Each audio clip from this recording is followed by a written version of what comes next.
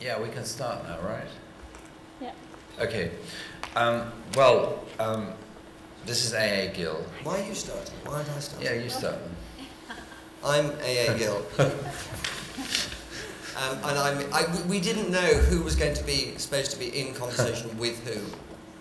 There is a sort of a politeness about this, like who's on top and who's underneath.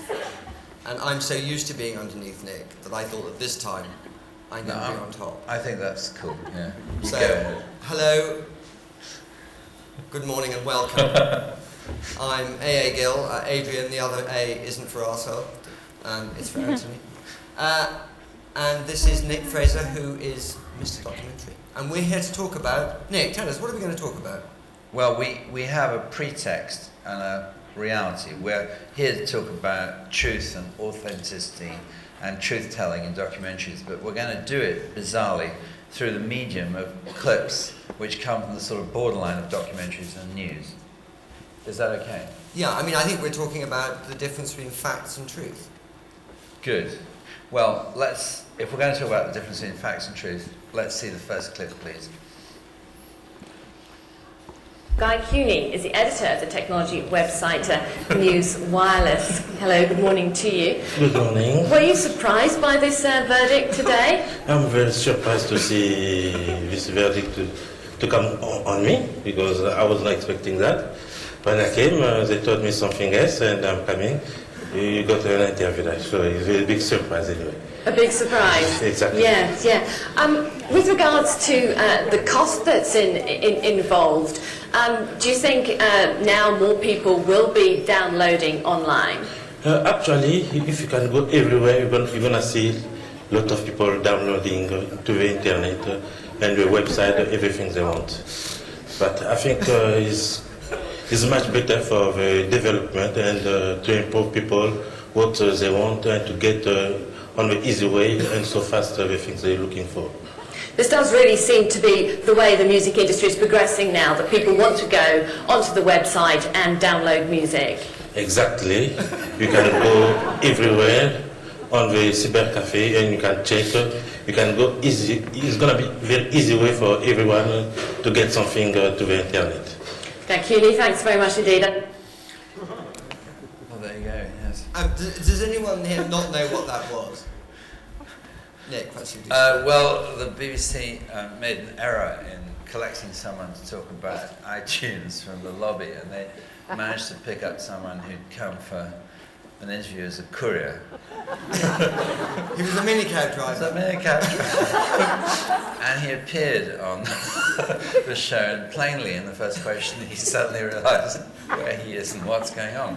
But I think he makes a quite remarkable stab at impersonating someone telling the truth. But I think what's fascinating about that is that what hadn't been for his look of shock and surprise at the beginning, you really wouldn't know that he wasn't an expert in downloading music. I mean, it kicks us off by prompting the question is, who is an expert? And whose opinions should appear on television? Exactly. I mean, the old cynical definition of an expert is a man who knows more than you do. But we're so used to news and expert opinion coming in tranches of 2 minutes or 3 minutes that almost any of us could talk about, I don't know, pretty much anything for just a couple of minutes, like that game, like just a minute, without hesitation or repetition. Indeed. Well, do you want to see the next clip that contains someone in this theatre talking about something for 2 minutes? Let's see the next clip.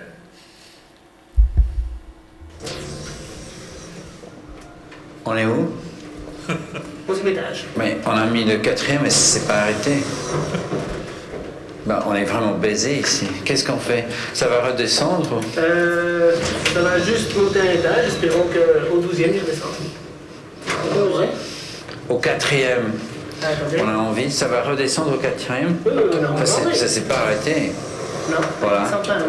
C'est mieux chargé. Ok. Eh bien, vous attendez un petit peu. Il va continuer à monter. Ok, on va. It's fantastically unimpressive here.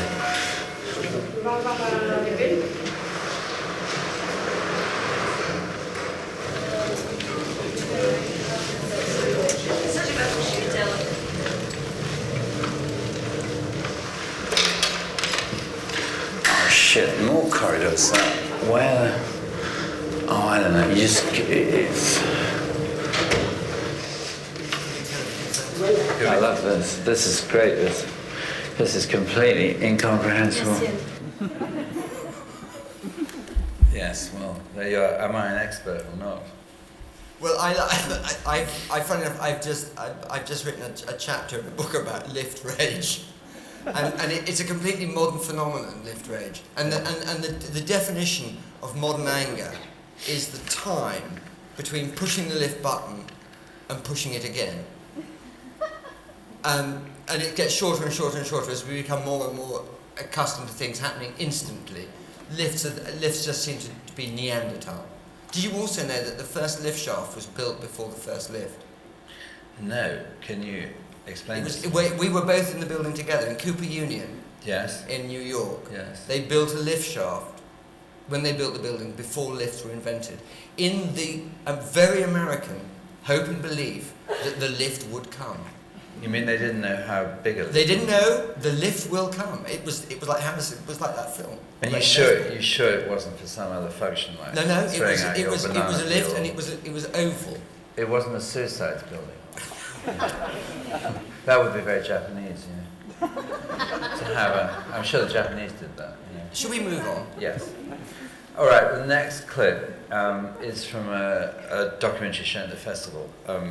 It's called Big Boys Go Bananas, and it's about an embattled filmmaker, Swedish filmmaker, in his struggles with Dole. And I chose it because I wanted to ask Adrian really what he feels about sort of protagonists in documentaries, and how do you attain the truth in the documentary by being in your own documentary, as I tried to be in the film about the EU, or is this a bad idea, or what do we think of that?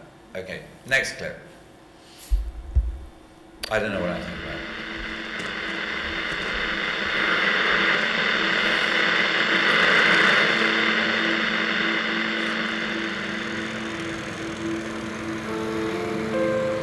In the beginning of May 2009, we were ready to launch my film Bananas.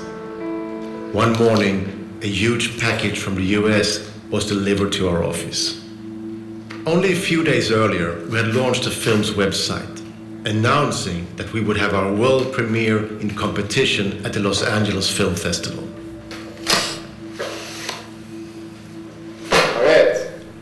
Inside this package was a cease and desist letter from a law firm representing Dole Food Company. Dear Mr. Gerton, Miss John Gerth, Mr. Simpson. They ordered us to stop the film or we would be sued. Numerous of glaringly false, defamatory statements or purported facts concerning our client, Dole Food Company. Our film company has only 4 employees, while Dole has over 75,000 in 90 countries, and they earn around $7 billion a year, making them the biggest fruit company in the world.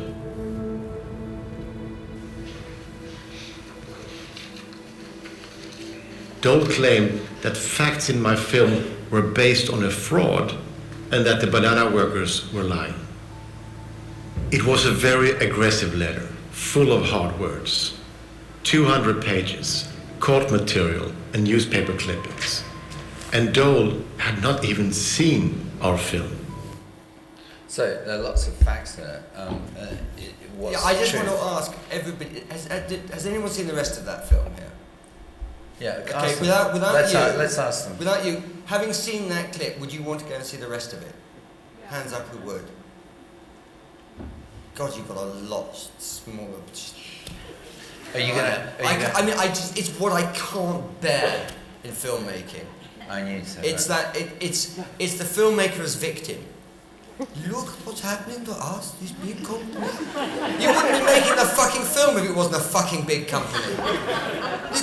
All of those employees are going to come and beat you up. Before we get shall we ask this director in the audience? No. Anyway. Why would that make a difference? No, I'm curious because actually, I agree with you.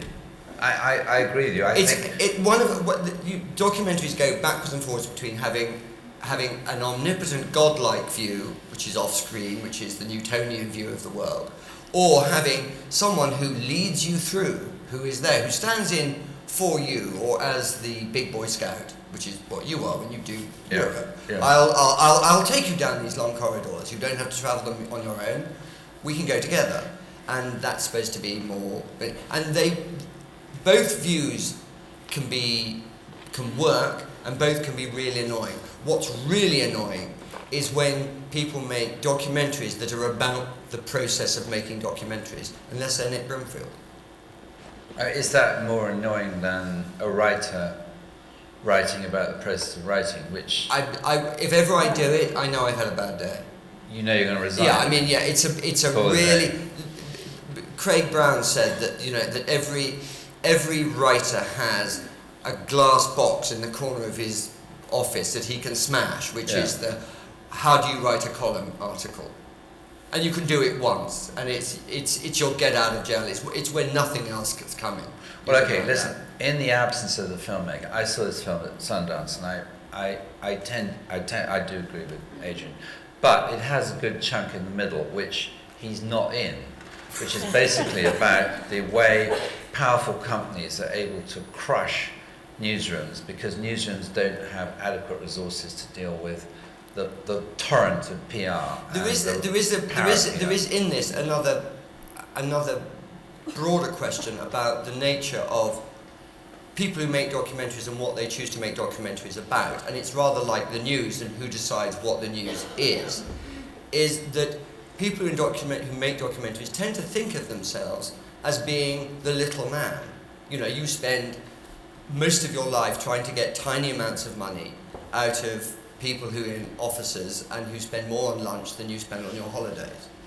And so you get this sense of being the small, you know, fighter with a rolled up newspaper taking on the corporation. And that means that an awful lot of people are making that sort of documentary about, you know, the mouse that roared in the face of these huge corporations, these huge megaliths. Nobody says that whatever that, I don't know what that corporation does. Bananas. That's not the point. The point is to say it has 75,000 employees. Nobody's saying, you know, those are 75,000 small people who've all got jobs.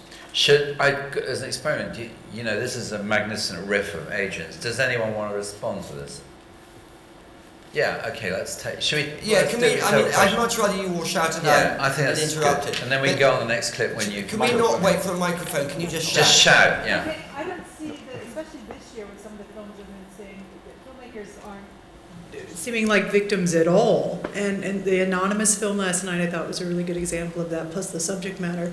And this film, the Bananas film, I thought, because it was in a panel last year to talk about legal issues that you can come up against, and so many documentary filmmakers have that experience, it was really important to include that in the film, I think.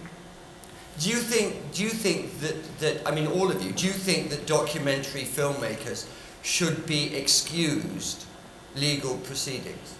Do you think because you're making a film, it gives you a right not to have to go to court if someone wants to take you to court? No, but there's no way you can fight against these huge companies' legal budgets. It's impossible. So you're saying no? There should be a fund. I think there should be funds that help documentary filmmakers deal with these kind of things. Who should put up the funds? I don't know.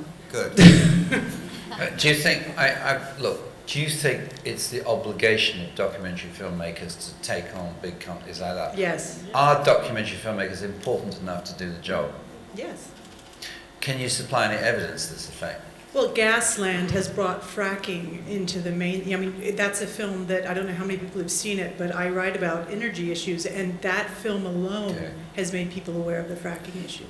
One of the things I'm interested in is how documentary got to be a almost entirely left-wing occupation.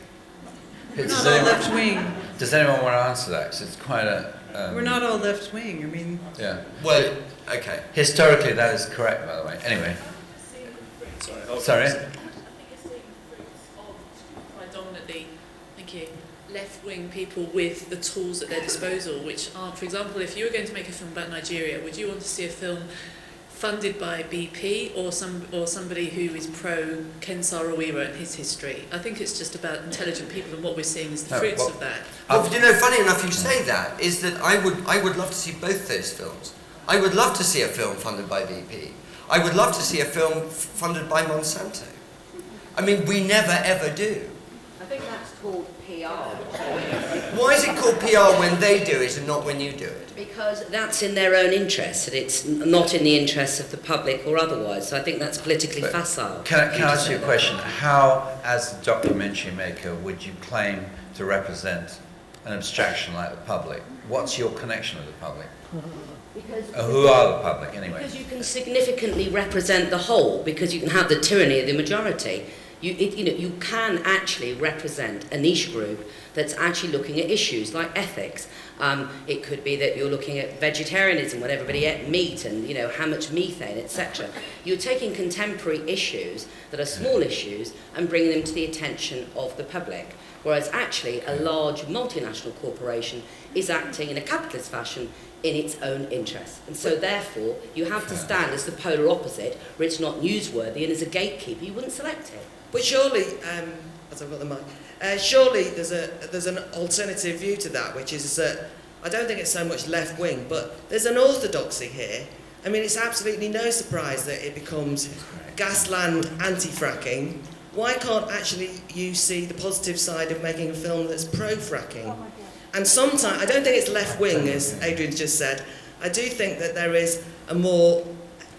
Sometimes documentary filmmakers present themselves as though they are the small voice against the big corporations, when actually often they make films that are far more orthodox than they think, because there's a right way of seeing the world which we all share. I think that's and everyone else is an idiot if you don't see it that way. That's a very interesting, because if you look at the examples that we've just had of what you might be making films about, they were against drilling for gas. They were about vegetarianism. This is a very small. This is the back 3 pages of the New Statesman. You're basically saying that AA Asian here is saying that documentary filmmakers are representative of what George Orwell called the sandal-wearing left. Is that correct? I think there's certainly some truth in that, and I'm worried about. I don't think you shouldn't be making films. I just wish more people were making films. What? More people from the sandal? No, more people with different ideas. Does anyone agree with this? So let's go. Yeah, Matt. Yeah. If we put the politics aside for one moment, there's a secondary question, which is the question of tone. Which A.A. Gill touched upon, which I totally agree with, which is any filmmaker who is presenting themselves as the victim and melodramatising their role, I find I gag, because I think that they're putting themselves before the subject matter of their film. And I find that irritating and annoying and distracting, because it's really about them and not about the subject matter. So I'm all in favour of films about fracking or anything, but I'm interested in the subject, not the filmmaker. And the passion that documentary filmmakers can bring to a subject, which is the unique thing that they can do that can make that film special, can be channeled, into sort of showing off themselves as opposed to showing off the subject. I agree with almost all of that. I would also like to move this on a bit and say, are the people you would ban from making documentaries? Are the documentaries that you would actively try not to have shown and not to have made? Would you act like a big corporation to stop the National Front making a documentary? Yes, the BNP, yes I would. Nazi scum, get off our streets, no platform for fascists. I've maintained that my entire academic life, and yes I would. I love that. Why don't we do it? Can we do it? All right. Does anyone have... now, I'm really interested in this subject. If you had the power, is there anyone else in the audience who would like to say what other kinds of documentaries, or specifically think of a documentary you'd like to ban? What's... do you mean films about celebrities or films made by celebrities? No, by some person who's never known about a subject and told a script, got through his law by his agent and got told to go to Africa. Okay. Sorry, can I paraphrase you again? You paraphrase. Films made by people who were simply brought on to be the face of a subject they don't know anything about, but are given the script and are there because they're attractive to an audience. That's pretty much all of Channel 4, isn't it? I mean, that isn't having the winning innocent, the sort of Candide character, the way that an enormous amount of documentary makers say it's the only way we can get our things put on before 10 o'clock at night. I think we're just perpetuating this plague of narcissism. That's a good formulation. I don't know anything narcissistic. Plague-ish about Plague of narcissism. Quite like narcissism. The other problem with the Candide character is that it promotes blind faith. Like, as in the character of Candide in the book, he latches on to whatever philosophy is the last one that somebody explained to him. Yeah, that's not true. That's a misinterpretation of the book. He is immune to all the stupid philosophies offered to him, and he ends up by saying, "We will have no philosophy. The only thing you can do in life is to cultivate your garden." And he's dead right. But he's an empiricist, Candide. He just despises philosophers. Well, that's yes. you told, isn't it? Going back to the question of censorship, I thought the whole debate about the serial killer in Scandinavia was really interesting. People were saying that the trial should be in camera and we shouldn't hear what this lunatic had to say. And I thought that was totally wrong, because when you read his, crazy rantings, you realised he was totally off the wall. And in some ways, the demon fear that he inspired was utterly... He had the rug pulled from his feet. There is an assumption, I think it's a hubristic assumption, that bad people will hang themselves out of their own mouths. That they will be... That the good is intrinsically more attractive than evil. And that if you just give a voice, if you allow the stupid, murderous psychopaths to talk to you, you will see they will, by their own words, they will condemn themselves. Where does that put Lenny Riefenstahl? That's a... Well, can I add something about that Norwegian situation? Because they just showed... I think you'd have to... Adrian and I did not see this, so could you give us about 10 seconds on what the Norwegian situation was? Well, I mean, with Breivik's, they had footage. I was at an editors' conference a couple weeks ago, and they had footage of, from the cameras that were watching him actually doing things, as well as on the island of the bodies of the children who had been killed. And the editors were there, and they said, the Norwegian television editor said, we chose not to show this, we self-censored, because those parents knew where their children's bodies were. And they showed it to us, and it was absolutely horrific to watch. But they said in the case of the Japanese tsunami, they did show things, because it was far away, and it wasn't Norway. And I thought that was an interesting self-censorship, because that's part of it. What, you agreed with that, or you didn't? I actually agreed with the self-censorship in that case. That's just my emotional reaction to knowing Norway, and it's a small country, and those people knew where they were. But if you put it the other way around, if the film had been made in Japan, would it have been all right for the Japanese to show it? Okay. Okay. We'll go on the next clip, but let's have one more. One more, maybe? Yeah, sorry. Well, I was just thinking about how you're saying that documentary is dominated by the left, but factual TV as a whole is certainly not. Like the way in which we get this toadying response to the Jubilee, and we are told that all soldiers are heroes. Okay. So isn't it festival documentary which is dominated? Shall we? I think we'll pick up this argument because it takes us into another area. But the next clip I want to show is an instance of postmodernist news reporting. I mean, what happens in the contemporary world when you don't know really what the truth is. And this is an instance of Nick Robinson's, I think, a genius of mega busking. There is a battle for the soul of the Liberal Democrats. On the one hand, their public position, the position they're pursuing, is that it's David Cameron who got the most seats and the most votes, who has the right to have a go. On the other, desperate attempts by the Labour Party to say, come and do a deal with us. You're more comfortable with us. We can guarantee you electoral reform. And with many, many Liberal Democrats feeling in their guts more comfortable with that position than the position their leader's taking. Now, there are a couple of key blocks to any possible Lib-Lab deal. The first one is, of course, the position of Gordon Brown. Indeed. Nick Clegg was on the record being pretty rude about the Prime Minister during the election campaign. The solution that is being cooked up by senior cabinet ministers is that Gordon Brown would do a Tony Blair. In other words, he would say, I am planning to leave this job at some future or by some future date. Wouldn't have to specify the exact date, but I'll be gone by the party conference or some other key event that he might wish to pick out. This would allow him to say, I'm legitimately the Prime Minister, we're not putting the country through a difficult leadership contest when there's an economic crisis. That's the key one. The other one is, what excuse would the Lib Dems give for abandoning the major party and going in? How would they avoid the notion that this was a coalition of losers, as no doubt the Tory press would label it? And the argument being made now is that they would use the economic crisis happening in Europe.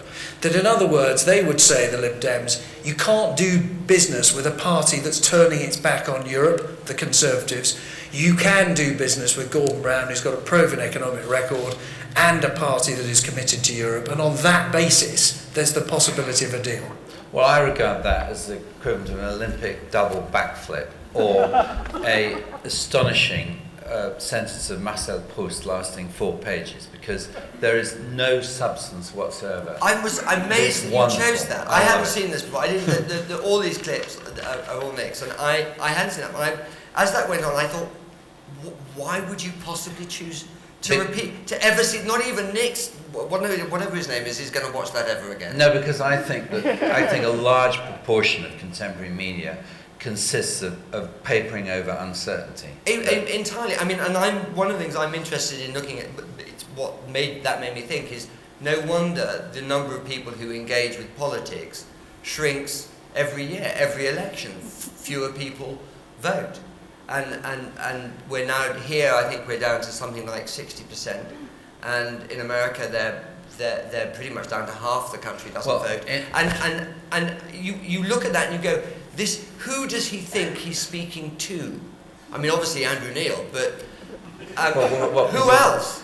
Because he has no facts and no truth. But why would you engage in politics? And an enormous amount of what all of you will be doing will be about politics in one way or another. I mean, the preponderance of documentary making is political. How do you get to make documentaries that aren't just shown in places like this and seen by 500 other documentary makers? Well, shall we do a little poll? How many of you think that the news, and this is a representative, it's fully representative, and I would defend it as a rather good kind of instant news reporting, but how many of you think news reporting on the whole is alienating from politics? Not very many. No. So most of you think the news report, you're quite committed to news reporting, and it does what it says on the tin for you. Channel 4 News. So I find Channel 4 News almost impossible to watch. You've just got a problem with Channel 4. No, I haven't. I don't want an early evening version of Newsnight. I want news which is as disinterested as you can reasonably be. And Channel 4 is quite plainly has a huge number of issues that it has an opinion on, and that's fine. But I don't want it I want it to be a news-led programme, which is opinion, which I think Jon Snow would be very good at, rather than being a newscaster, which he's absolutely shit at. But look what they done last year when it came to Sri Lanka. That's that. The channel. The Sri Lanka piece. Sorry.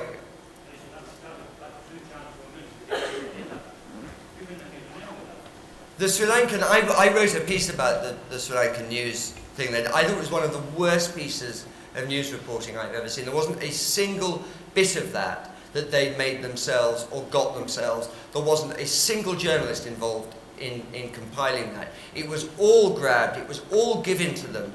All that news footage was given to them by people with competing outside interests.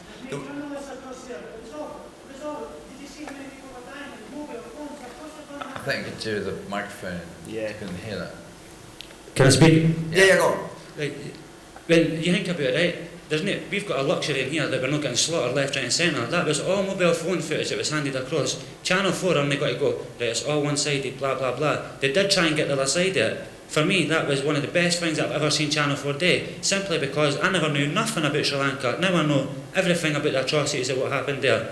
And for me, that's surely nothing to do with politics. Surely that's the power of documentary in itself. If I see a wee 3-year-old that's just been blown apart for a mobile phone, I couldn't give a fuck if it's for a mobile phone, excuse the language, if it's for a mobile phone or a 7D camera. It's all about the story, and the story came through. They were slaughtered, they were told that you can go back to the safe zone, they kept on getting plummeled. You know what I mean, mate? Well, yes, I do know exactly what you mean, and I think that's a great vote for Channel 4. I stand by my case, which it was very bad news. I think you're right. It could have been a documentary, but it wasn't. It was on a news news broadcast, and it was incredibly partisan. You need to watch it again because it did turn into a documentary. Okay. Before we took the last clip, somebody said at the back that the rationale of documentaries should be left-wing because they should make up for the right-wing bias of news reporting, and the flotilla was instances right-wing biased news reporting. Do you have any time for this? The idea that documentaries are left-wing counterculture in opposition to news, which is... Well, I suppose I should admit what my politics are here, and I've voted Labour all my life. Your life? All my since I was 18. Did you vote for Michael Foot? I did, you know. That was just at that age when you do. Okay, that's cool. That's cool. But I think I'm an extreme libertarian. I just think that everybody should be able to say everything and anything. I wouldn't censor anything at all. I think the problems in censorship far outweigh the bad taste of not censoring. But what I do mind is that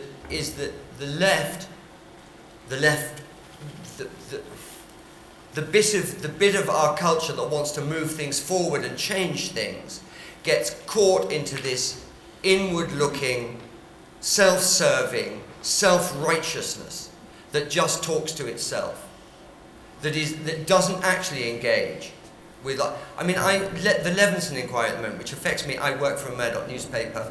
A lot of the people involved in it are people I know and are people who are my friends. Even I can't watch it anymore. It bores me fucking rigid. And I've noticed this from being a big legitimate story that should have involved everybody, being whittled down to being a tiny, tiny little piece of court gossip that is exchanged between a smaller and smaller number of people. Any comebacks on that? I don't agree. I travel the whole time raising cash for the BBC, and to me the Leveson inquiry was, and I'm a Murdoch fan. I mean, I read every book about Murdoch. I mean, I think he's fascinating, and on the whole, in small doses, I found the Leveson inquiry quite fascinating. But I'm not a member of the Cotswold set that, in spite of being a Labour voter, you may be. Yeah, so you I spent my entire life in Chipping North. Yeah, well, you probably know more about Chipping North than the rest of us. But I also find that I didn't know about the idea that you can demonise bits of the country and people for being one thing. Does anyone have an opinion here, or would like to voice an opinion about the really easy and accepted inverse snobbery about people who went to public schools or went to Oxbridge or have accents like mine in the media? That's a very good question, and we require an answer. Yes. We require answers on this matter. I actually wanted to say something more about the Leveson inquiry, because that seemed a more serious question. No, I think public school accents are very serious. So as quickly as I can, I think the Leveson inquiry is actually not a good example of what A. Gill was talking about, because the Metro newspaper, for example, is a very widely read newspaper, and the Leveson Inquiry has been appearing on the front page, page 2, page 5, regularly. So this is a story that was only in sort of tiny little paragraphs in Private Eye 2, 3, 4 years ago, and is actually a great left-wing success story to get now a massive public inquiry. However, the real danger of the Leveson Inquiry is that the judge will be forced to make a report where something must be done, and that something will be more press regulation. How is it a left-wing story, though? Just the inquiry was set up by a Conservative government. Under pressure from various. Okay. So now you're in one way or another working in and around the press.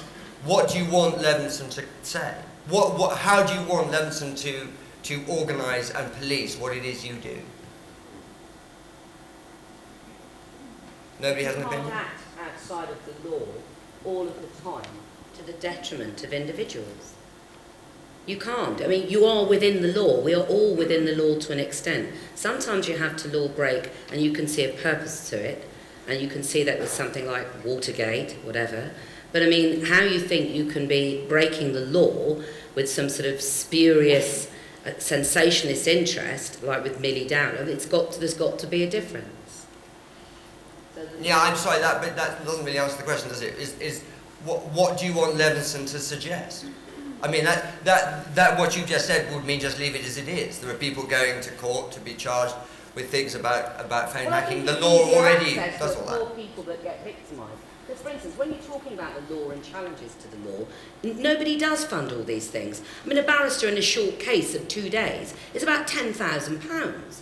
So at the end of the day, what it leaves is people who are vulnerable, who can't sue people for libel. You know, that the law does not safeguard those individuals. And so therefore, you know, then if you can print or you can film or you can do whatever you want to do, then that's a form of, like crypto-fascism, isn't it? We will do whatever we want to do, and you can't be seen to just do whatever you want to do. Everybody has to have some ethical safeguards, and if the industry don't safeguard themselves, which unfortunately is what's happened with the Press Commission, then obviously something else will be invented. Okay, so are you generally in favour of having more stuff go to court? Just more court stuff paid for by I don't know, whoever. So if I could chip in on Leveson, I think the scary bit for me about Leveson is that we are increasingly finding ourselves kind of right on liberals, finding ourselves arguing for more regulation and what will effectively be censorship of the press by the state. And even though Leveson says we don't want press freedom, I mean, I don't agree with Michael Gove very much, but I did actually cheer when he went into Leveson and quoted J.S. Mill. And it was an outrage to me that he was the only one who'd managed to do it. I think that we have to be very wary of this idea, well, it's okay to break the law for Watergate. And you see this all the time, you know, it's a bit like we were referring to before, a kind of shtick which says, if you're doing good work, i.e. exposing the nasty corporations or being anti-fracking or whatever, that's okay to then take risks and push the limit. But all those horrible tabloid types, you know, they're never doing it for public service reasons, what's in the interest of the public. And I think there's a snobbery there we have to be careful of. I want a free press, and that means when you have freedom, you have to put up with a load of tabloid tittle-tattle too. So's life, but I don't want the law to sort that out, and I certainly don't want bloody unelected, unaccountable Lord Leveson sorting it out. Yeah. No, exactly. Yeah, with your hand up. I wanted to say something as well, because Murdoch was always saying that one of the reasons that he supported... Murdoch was always saying that one of the reasons he was behind this kind of tabloid press was precisely because of the public school boys controlling things and this snobbery and all of that. But really it's about profits. And so this whole thing about, you know, freedom of the press was a lie. And he's gone to extremes. And I think he does believe in freedom of the press. Pardon? I think he really does believe in I think he probably does, but it's become about profits. The people who are working for him... I tell you, if it was about profits, he'd sell the law. Yeah, sure.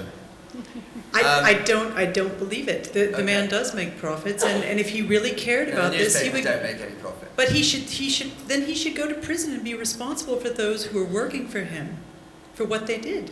Well, Someone should go to prison. Somebody should go to prison.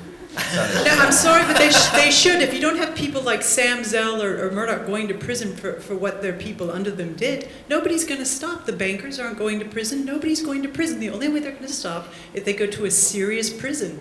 Okay. They won't stop. Can I remind you, at the beginning of this wonderful riff, Adrian said he wanted some response about the question of public school accents in the media.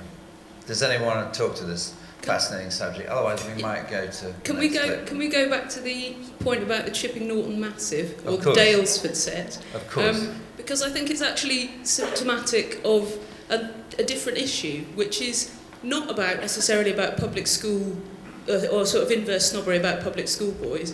It's more about a culture and a circle and a bubble, which includes Cameron, Brooks, A.A. Gill, Alex James, and to talk a little bit more about what that means and what that is about in terms of a new media political class, really. Well, can I say for a start, actually, A.A. Gill is not in this bubble at all, I think. I wish he was, because we could quiz him about what it's like in the Well, bubble. I mean, I want to know, as someone who lives in Chipping Campden, I want to know what it's like to be in that kind of bubble. I live in neutral European Chelsea. But it comes as no surprise that Jeremy Clarkson, who does live is the centre of Chipping Norton, is a good friend of mine. And also Rebecca Brooks, I've known for a long time and I'm immensely fond of. And personally, she's an incredibly nice person. I She's love a her. nice person. I adore her, yeah. Can you give any instances of her niceness? No, because I think that No, it she would probably be. had quite enough publicity. Yes, I think that's fair enough. But that's really just to put my bona fides on the table. That's my connection with them. But I am interested with as the old hierarchy of a class system. But the two greatest things in my lifetime that's happened, and they both happened to a great extent because of television. Not solely, but television has both marked them and pushed them, has been the incredible difference in the role of women in society and the dismantling of the class system and the hierarchical and people. And one of the things television does is hold on to a class system because it really suits it. It's a really quick way of making character. You can just, we in this country, you can look at somebody and because of the way they talk or what they wear or the things they want to have in their front rooms, we can make judgments about class. And class has dissipated from being 3 classes to being all of these small sets of chavs and gypsies and Essex girls and Eton boys and bankers, and you get this shattering of a class system, and there's just a whole lot more people like little football teams for you to hate. Can I come in on that then? Right, you've got somebody like me, for a council estate, never moved out my council estate, I love staying there. You were talking about snobbery towards public school boys. I think inverted snobbery is just as bad as snobbery. But you've got that film media that's all set up with people that go to college, university. You guys scare us, mate. Truthfully, you are the ones that make all the decisions. I say public school boys, usually, are the ones that make all the decisions. They're fast-tracked through Parliament, that to go from school to higher education, to college, to university. How are they going to even know what real life is like? And you just say something there about classes, about a fragmented class system. I come from an underclass. We're not even a working class where I come from. We're an underclass. We're held down with a system that is completely set up like the legal system. I don't know one of my friends who, even if they got a job, the best that they can hope for is maybe become a plumber or get on the building sites, try and get a trade back or something like that. But what you're talking about is a full system that's set up against people like me, because you've got lawyers, you've got bankers, you've got every single one of journalists that write about us. The beautiful thing about my thing now, I bounced into this game, 6 years ago, self-taught. I guarantee you within 10 years' time, the whole point, like I hear it all the time, multi-platform distribution, multi-platform. We're shortly, mate, we've got guaranteed the whole media thing, like the Sun, the Daily, whatever it is that comes to tabloid papers, soon we'll be bouncing it for the internet, because soon we'll have people in council estates that will say, "Come what, we'll just make it ourselves." I seen Sally Wilcock. Sally, her film yesterday, that'll shock people up and down the country. You know what I mean? and it's never even heard it. I haven't even read that in the papers. How many black guys are getting shot in Birmingham? He's never even reporting that stuff. You know what I mean? So truthfully, where I come from, mate, yous are a million miles where I come from, and he's scared to death at me because I don't even need to say any more, mate. He's really just scared to death at people like me. Okay, well, thank you for that. I just want, which bit of Wales do you come from? What's that? Where do you come from? Muirhouse in Edinburgh. We were neighbours. I come from almost exactly the same place. Neighbour near. I was born in Edinburgh. We are very similar. I'm entirely self-taught. I never went to university. I didn't go to a public school. Nowhere near, look. Nowhere near. Look at the film that I just made. Nowhere near. We're near. You know, I mean, You might come from the same city, but what I'm saying is, I've been to 24 funerals over the last 3 years, 2 years. We come from nowhere near, just because you come from the same city. Edinburgh's a press city, so we've got a press ban. So when you hear about it, when the gun goes off in Edinburgh, it's usually at 1 o'clock. So there's a completely different thing where the press do not go into marginalised communities and say, so what's really happening? So how do we try and sort this out? It's very simple. It's primary school education. If we catch them in primary 1, primary 2, then it's all equal for everybody else moving forward. But as long as there's a system there that's kept for fast-tracking people, there's always going to be an underclass, and there's always going to be people at the top that keep people at the bottom down. Sorry for that wee outburst. No, that's fine. There. Well, we got the next clip. Nick, where did you go to school? I wrote a book about the school I went to, which was Eton, and they hated the book. That's the best I can say about it. They hated the book so much that every year this account comes up of all the sort of footling things that old Etonians did, and for 2 years running there was no mention of my book at all. And I thought that was cool. And yeah, I went to Eton, but You and George Orwell? Yes. I think, you know, there are people who went to Eton who aren't complete shits, and I have a view though about which is not the right time for me to go on about it, but the Prime Minister is very explicable in terms of his Eton origins. He's an extremely conventional Eton figure, and I think a lot of his disasters, including the Coulson thing, I mean, there's a tradition among Etonians that you have to know the lower orders, but Etonians are not very good about the lower orders, so they sometimes pick the wrong person.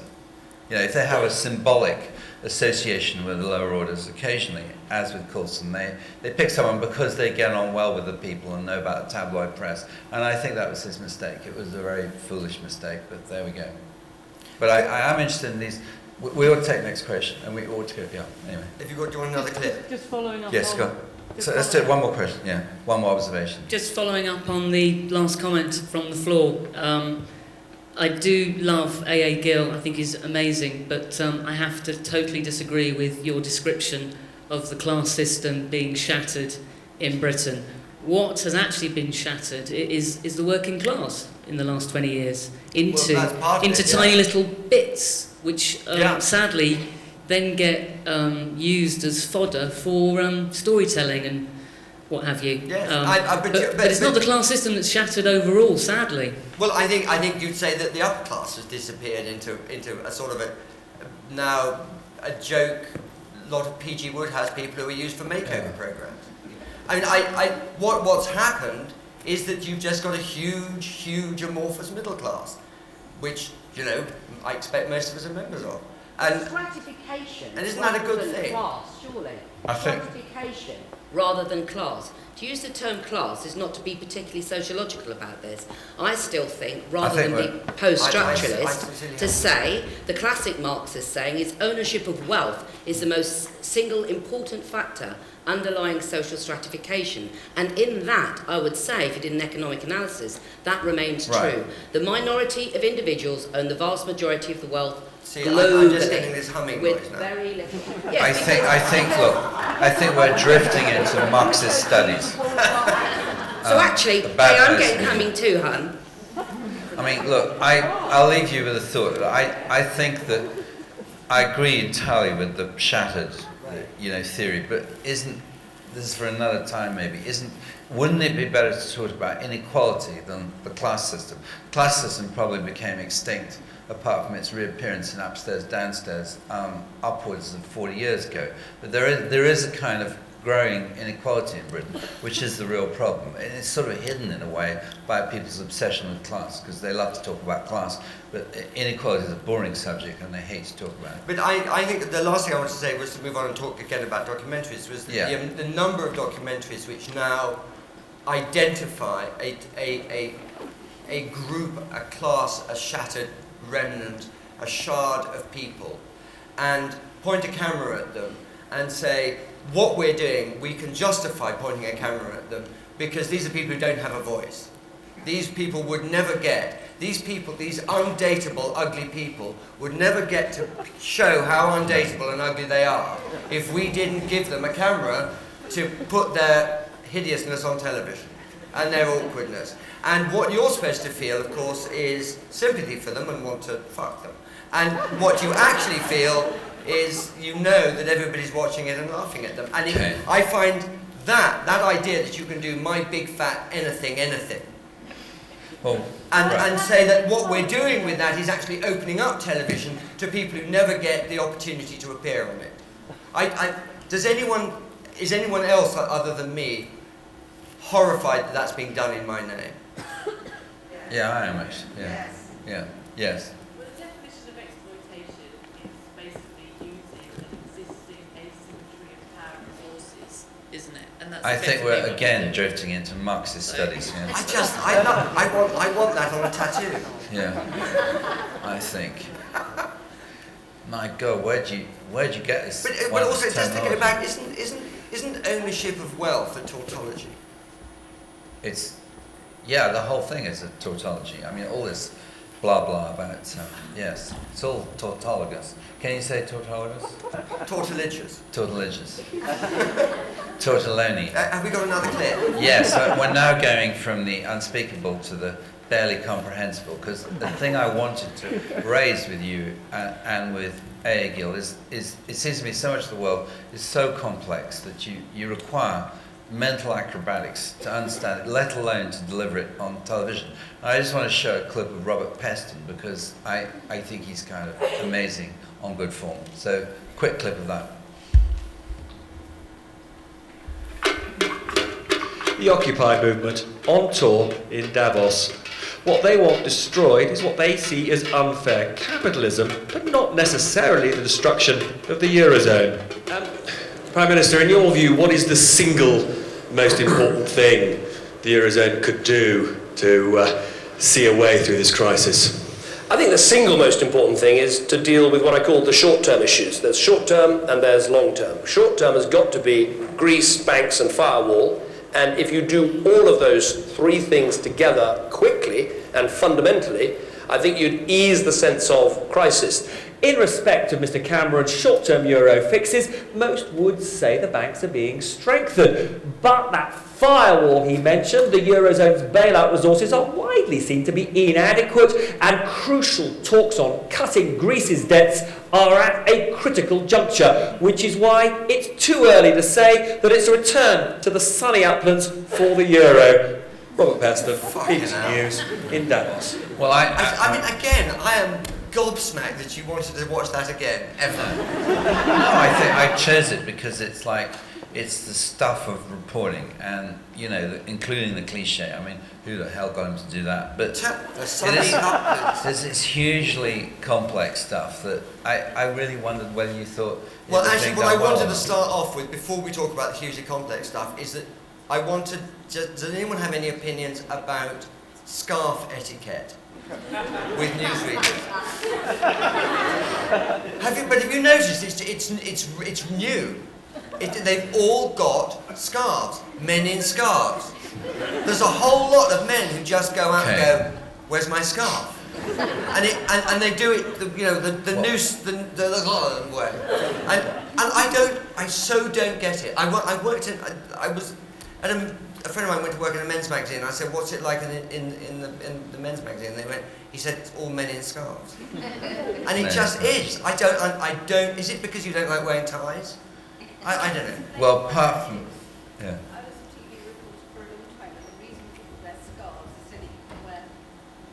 I was a TV reporter for a long time, and the reason that women might wear scarves is so you can wear the same coat several days running, but you change your scarf so it's not quite so obvious, especially if you're away from home. And I presume men are doing the same thing. Also, men tend to wear black or grey, and so it's a little bit of colour. That would be why. This begs, I'm so pleased you're here, hold on. This begs a much huger question is, who do you think cares? Honestly, the people who carry your boss. Your boss You're wearing a there. scarf for your boss? Yeah, that's right. I have done quite complex... What about knickers? I've done quite complex lives and come off camera, and I've had a call from my boss to say, you look good in red, you should wear it more often. Seriously. Fucking. I don't work in news anymore.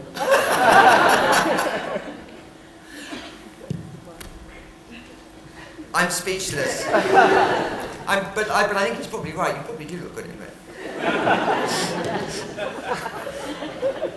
But so let's go on the next clip, because it's yet another white male trying to make sense of the world. But this clip was by sort of request of AA here, who has a not entirely tormented, but mildly adversarial relationship with Michael Portillo.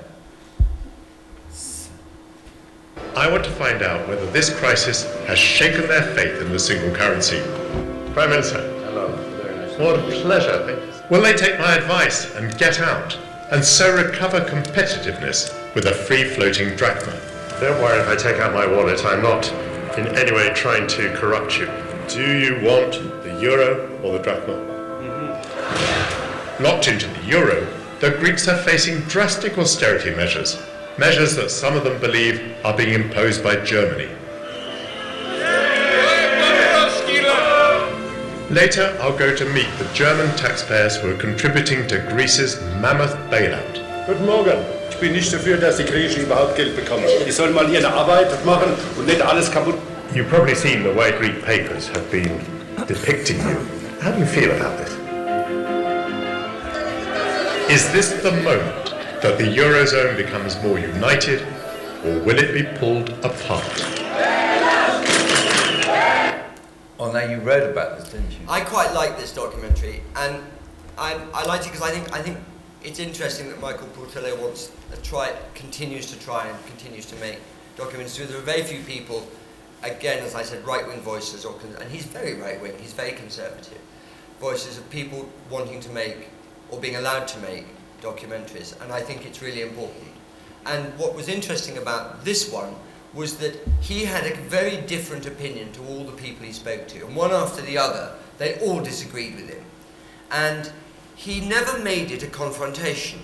He put out his stall, and then he let everybody else disagree with him without making it an argument. And I'm coming to the end of being able to watch, for instance, Question Time, because having been a staple of my television life all my life, well, most of my life, I now think it's now become this cage fight for rabid political dogmatists, and an enormous amount of politics on television is about someone saying, well, we've got him on, who's the bloke he really hates?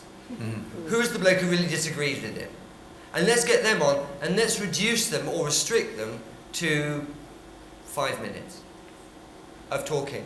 And that's what politics has become, is that the argument for this is that it's even-handed and that it's balanced. But actually, I think what it is in the end it becomes like, tag wrestling on ITV on Sunday afternoons. I mean, it's meaningless. I don't think anyone believes it anymore.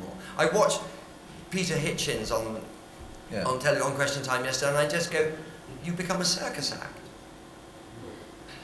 But there were people like his brother who took part in this and never became a circus act. Quite. Yes, Christopher. Because I think that the television's constant need for confrontation, because it's good television, or because somebody thinks, because an editor thinks that actually having a bit of a fight is more interesting and more exciting to watch. I mean, the logic. Yourself by calling us all left wing earlier, so you're part of the issue that you're talking about. Of course. Of course. course. I mean, I'm not excluding myself from any of this. You're saying you abhor it, so do you abhor yourself? Oh, God. I mean, I think, I'd be, look, about 25 years ago, there was these articles written called The Mission to Explain by John Burt, which in hindsight appeared part of his long-term strategy to rule the world and become Director General of the BBC. But he did express great abhorrence for vulgar confrontation and narrative obsessions in TV news. He got, by the way, absolutely nowhere in trying to eliminate these things, but he rose steadily to the top of the world and then disappeared. But I wonder really whether there's anything to be done about this. I mean, do you think, what's the answer from your point of view? Do you get into the arena and push your I suppose the opinions out? difference What do you do about it? because of what I do, because I write, and there isn't. I'm not part of a conversation. Have you chosen not I to write. be? I do a rant. I do a piece that is out there, and it's for other people to argue about. I don't get involved in a You conversation could have about been, it. if I may say so, you could have been a Clive James. And did you decide not to? Did you decide, I don't want to be in this arena? What do you mean, Clive James on television? Well, he appeared, he spent, in his memoirs, his 20 years of his life was spent, which he describes as like Malcolm Muggeridge's wasted in retrospect, because he spent the whole time on television. But you've kept out of the medium and you've decided to write about it. Is that on purpose? Well, nobody's asked me to be on television. No, I don't believe that. I'm sure they will now, of course. No, I know. I'm sure you'll be besieged. I get asked about once a month if I'd like to be a panelist on a new chat show, which is a bit like 8 out of 10 Have I Got News for Lies, and Have you with ever been with on? five Have you ever been on comedians. Have I Got News for You? No. Shocking. No. I mean, but also I just think I wouldn't be. I mean, I sound like Bertie Wooster's homosexual friend. I think I'm far too vain to go on television. I spend my whole time waiting for the phone call saying I look lovely in red. No, I mean, I know what I'm good at and or better at rather. Maybe not good at, but better at. And I think also. There's a whole thing about television and about, we were talking about celebrity in television, is that television makes you famous. And it makes you famous in a way that it makes it very difficult to walk down the street. And I find that would make it very difficult for me to be a journalist. I mean, I do a lot of other stuff apart from being a critic, and I can stand in rooms and be a reporter in a way that my friend Jeremy can't anymore. Yeah, well, let's talk, look. AA has managed to discuss this question for 3 minutes without resorting to Gramscian or Marxist power economics. But do you out there, or do you want to talk about anything, or do you think that the circus is so totally corrupted that it's actually better not to have anything to do with it, that the circus of information exists purely for low-level entertainment? Or, as Christopher Hitchens said, that it's... what did he say? He said, yes, I love that. He said, Gore Vidal once said that you could never have too much sex or to appear too many times on television, to which Hitchens said, Gore Vidal was speaking before the age of cable television. Wow. Anyway. Anyone want to... I vote over here ever gets to say anything. I can project. I just wanted to say, I'm from Canada. I don't know if... That's okay. You know what? Is that or Nick? Nick. Okay, Nick. Please, just let me speak. Okay. I do know you from Canada. He said that. So I'm a big fan of I want to say that I discovered something that I thought was absolutely fascinating at 5 a.m. in the gym that I go to, and there's 2 monitors, and they're watching the Canadian news, which is a public broadcaster, and then next to it at 5 a.m. is BBC World. And I just wanted to be as clear as I can, is that I think it opened the door, or opened some light really onto what's going on in the world from a North American point of view. And it brought Europe into focus. I thought the reporting's excellent. The lineup for BBC World, in terms of the documentaries and things, the talk shows, Hardball, I mean, these are amazing shows. So I don't know if these are popular or of interest in England, but I'm just pointing out that the discourse that I've been exposed to has really led some thinking of my own, actually, on how the media can properly work, right, in terms of leading a discussion about what's actually going on in the world. And I just wanted to know if BBC World is part of the culture here. Well, BBC World News is not shown in this country, but the material of BBC World News is on the whole shown on different bits of the BBC. So it's true, you get a lot of straightforward reporting. I also think I agree with Hard Talk is a terrific program. It's terrific, yeah. I think the problem is that the community are starting to dictate content. Real Tail Wagging the Dog, for example. On radio, you've got somebody like Nicky Campbell, intelligent informed with intelligent informed guests, and then at 9 o'clock it becomes a phone-in. So post Japanese earthquake, it became, okay, people, putting it out to you. What are the alternatives to nuclear power? And you've got some, I don't know, taxi driver or cafe owner in Croydon phoning up, giving the readers their views. And then on BBC Breakfast, you've got the Twitter feed. Give us your views, give us your questions. And I don't want to pass it out like that, nor do I want to read the comments on Daily Mail thing, reading what people think of somebody's dress. And it's like the experience is no longer complete unless everybody's chipped in and chipped at it. And I think that they're crowding the arena for people who have done their time, have read the books. I'd rather hear from an expert, even if it is a bun fight. Okay.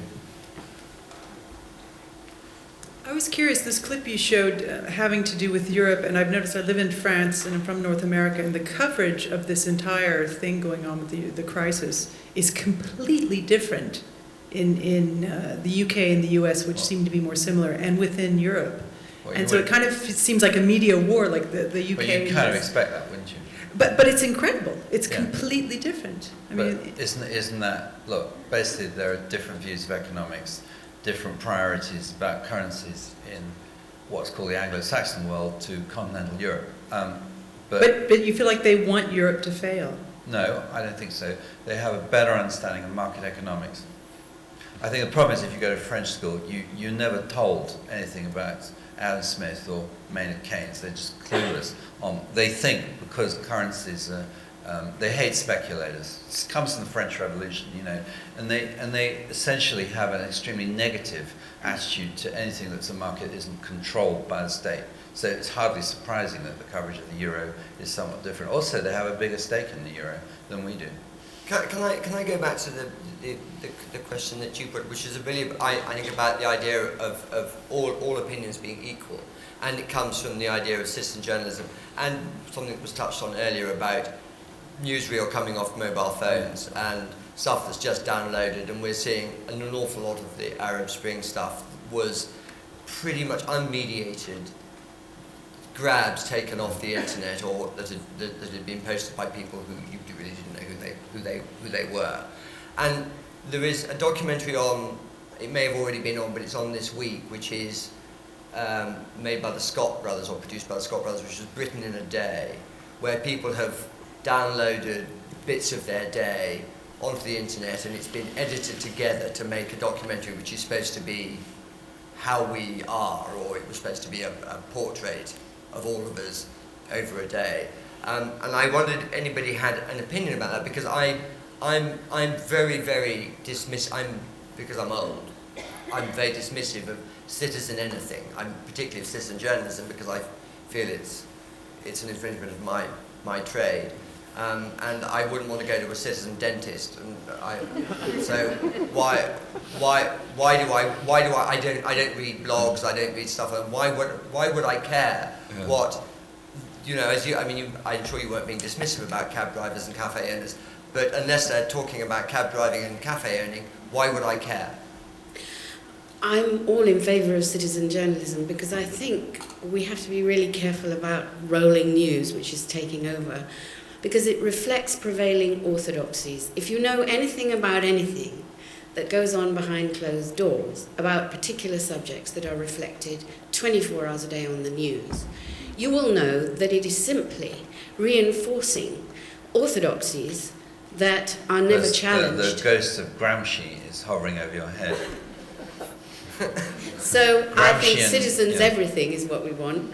But can I ask a question? You know, on the whole, apart from the person from Canada, you've been unremittingly negative about the output of media. I mean, do any of you actually experience any sense that you can educate yourself through media, through watching TV or whatever, you know? You seem to be saying no. You seem to be saying it's all about class stereotypes, it's all about third-rate opinions, and that it's hopeless. Anyone else want to? There was something that David Putnam said when he wrote the book about the undeclared war, dealing with entertainment and media, and it basically said, okay, the U.S. won the entertainment war, perhaps, but one thing that Europe could do would be educational, you know, a higher quality. I don't know if you still have that, but I remember when I first moved to Europe, that was one of the things I appreciated about it, was this high quality, you know, more educational. Okay, I'm going to go. Can I move this on back to something else, which is that television is the only medium that I know of, the only cultural medium that thinks it ought to have a that it ought to have a theory, that there is something it should be doing. Nobody ever says about movies that movies should be this, or they should be doing that, or they should be doing anything other than whatever they want to do.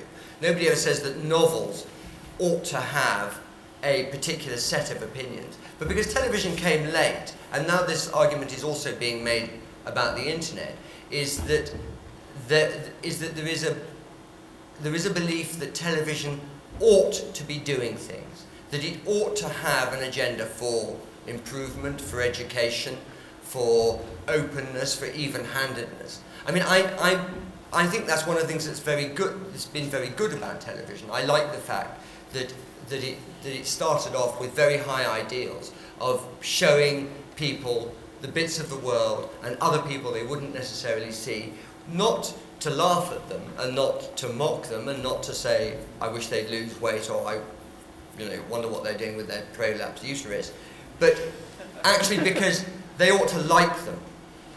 And there were a whole lot of documentaries made during and before the war which were about showing people, we know that they sound rather staid, we were talking about them earlier, and rather patrician and rather patronizing. But the point of them was to show the nation to each other, so that you could understand these were people you lived with and you shared common cause with, and to show you the world to make it smaller and more manageable. I think those were really good and decent ideals, and I feel that they're sort of lost in a scramble to show you a Victorian circus of weirdness and ego and showing off and all of the stuff that we get from what you said about celebrity television. Okay. But whose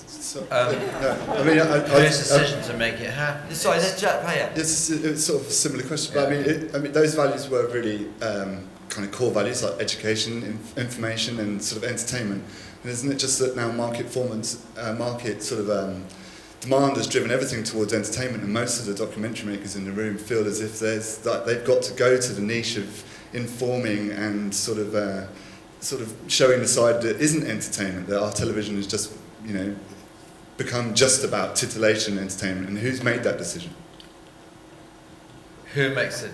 Well, I think you have to ask yourself: is that this is a question that's more often asked to print than to electric media, but is what interests the public in the public interest? And the Telegraph always rather snootily says in their editorials, of course, what interests the public is not what's in the public interest, and that somehow we need to mediate what the public sees. Television, on the other hand, because it's driven by different needs and in a different way, and has a much more immediate rapport with its audience, seems to be saying that nobody has the right to tell the audience what they should see. And I wonder whether or not you believe as documentary makers that you should be telling the audience what they ought to see rather than what they want to see. Is someone up there?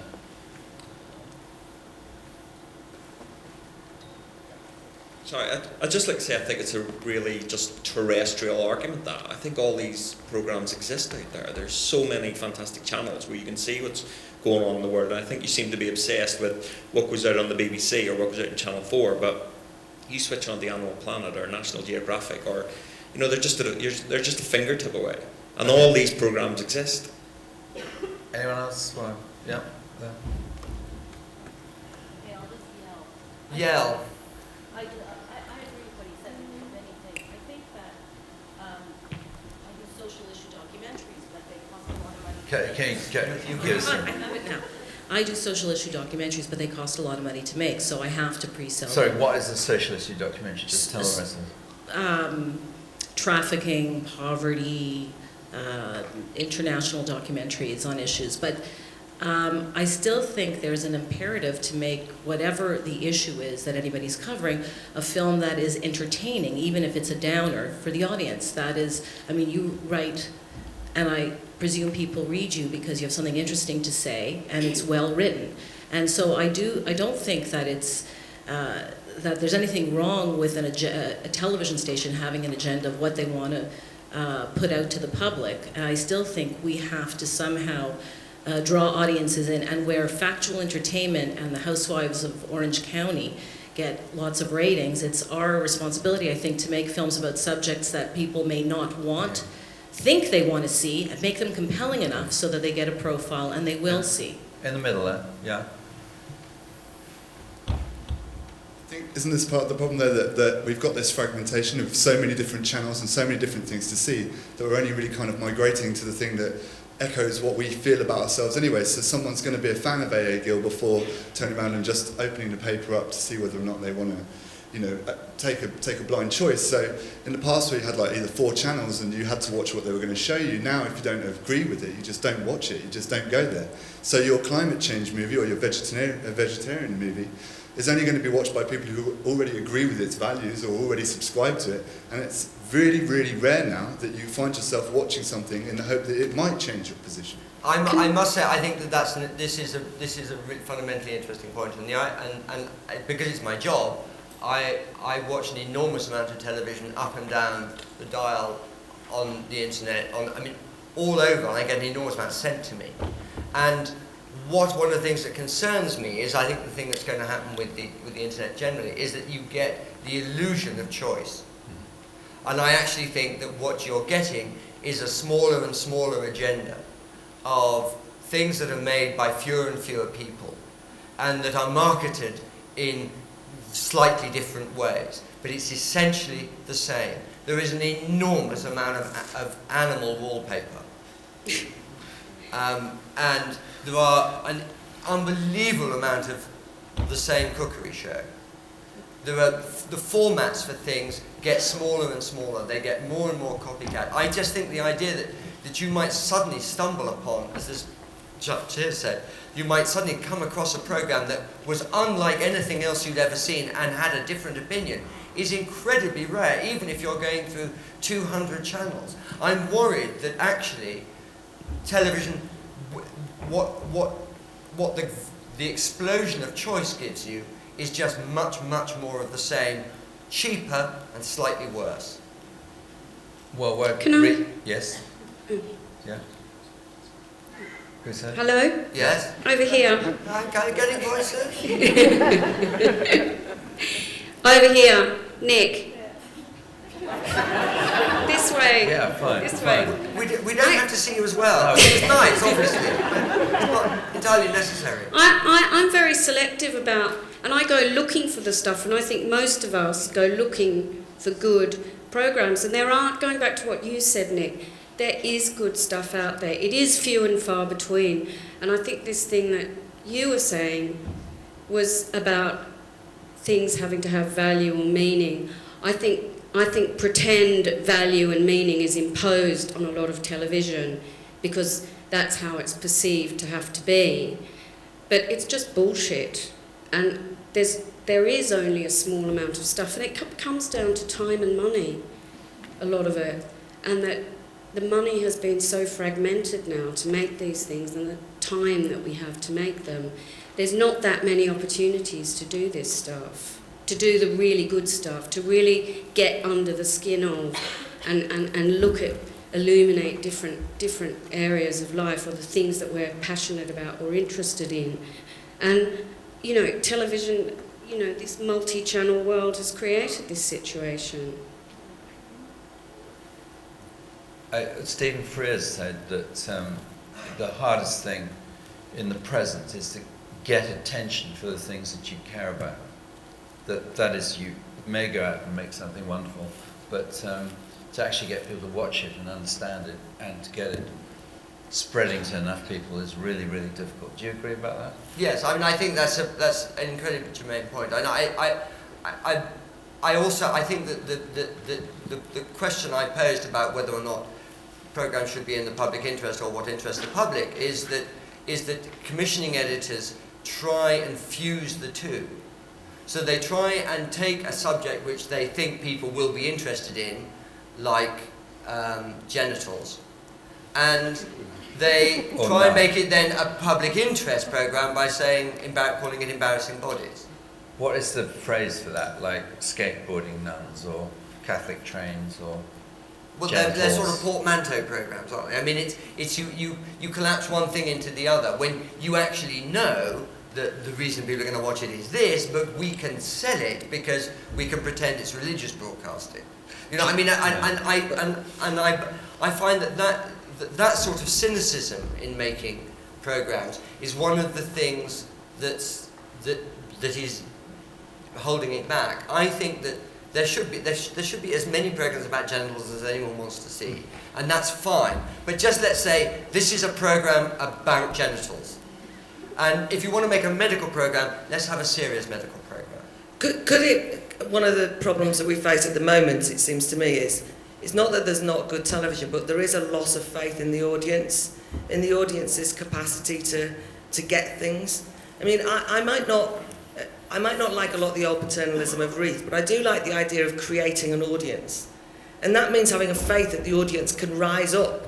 So what happens, it seems to me now, is that everybody's chasing the audience and fawning over them, instead of actually believing that we might have the intelligence to cope with a more difficult, complex and challenging idea from time to time. And that actually, I don't think documentary makers are immune from this. And I think it also explains partly what you were saying before, Adrian, about the confrontation. I'm a sort of talking head type. I get asked onto things like Newsnight and they say, will you argue this because we've got so-and-so on? And I say, I don't think that. And then I say it's a bit more nuanced than that. And they say, yes, but we need a big confrontation. And it's as though even Newsnight audiences have to be entertained. Okay, even Newsnight audiences. I mean, it's just irritating, though, to underestimate the capacity of the audience, who actually can be challenged from what they think and be won round to something else. Because the audience are us. I mean, it's all of us, right? Yeah, I mean, I think the final redoubt of a desperate cause is when you start blaming the audience for not living up to your programs. I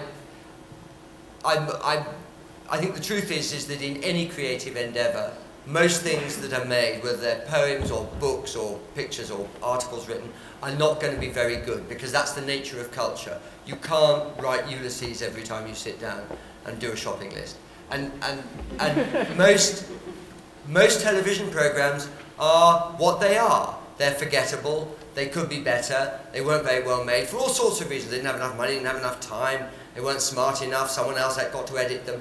You know, for all of those reasons, they don't. But what I'm worried about is that we don't get enough real excellence in it.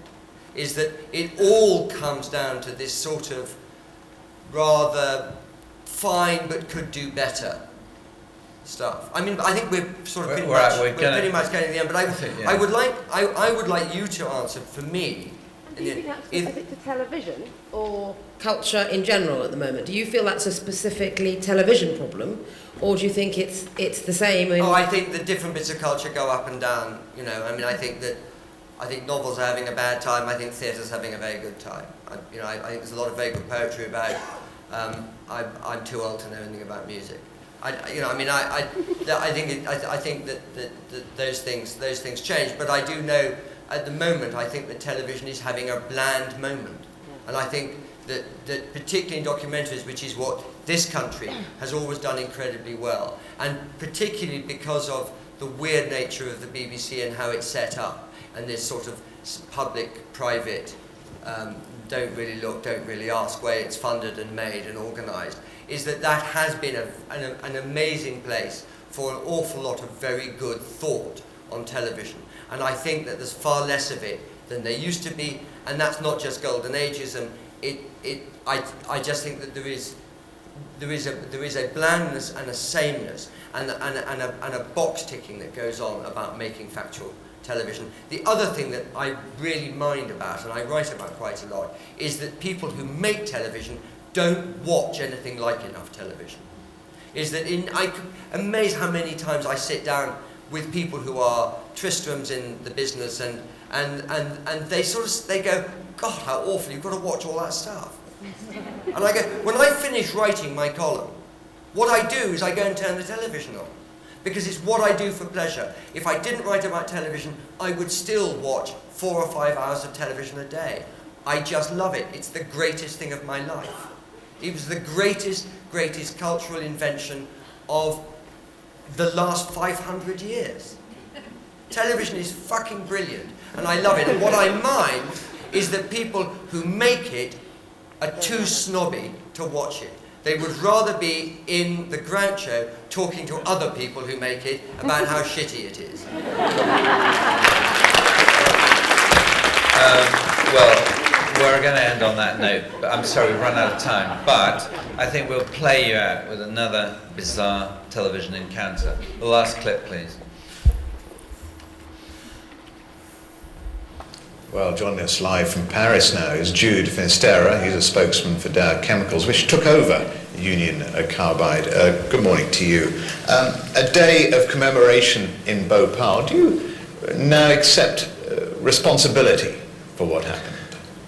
Steve, yes. Today is a great day for all of us at Dow, and I think for millions of people around the world as well. It's 20 years since the disaster, and today I'm very, very happy to announce that for the first time, Dow is accepting full responsibility for the Bhopal catastrophe. We have a $12 billion plan to finally, at long last, fully compensate the victims, including the 120,000 who may need medical care for their entire lives, and to fully and swiftly remediate the Bhopal plant site. Now, when we acquired Union Carbide 3 years ago, we knew what we were getting, and it's worth $12 billion. $12 billion. We have resolved to liquidate Union Carbide, this nightmare for the world and this headache for Dow, and use the $12 billion to provide more than $500 per victim, which is all that they've seen, a maximum of just about $500 per victim. It is not plenty good for an Indian, as one of our spokespersons unfortunately said a couple of years ago. In fact, it pays for 1 year of medical care. We will adequately compensate the victims.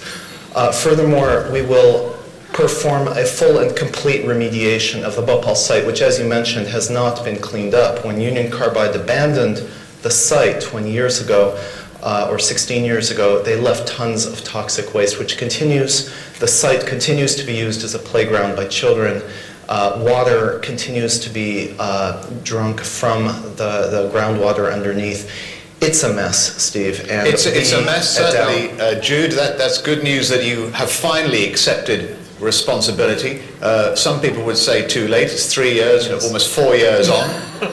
How soon is your money going to make a difference to the people in Bhopal? That, as you probably know, is a spoof. Well, it was the BBC was hoaxed. Yeah. I mean, yes. Anyway, it's a good small documentary. It's actually probably an entire documentary comparable to the Dole one, packed into 3 minutes. Yep.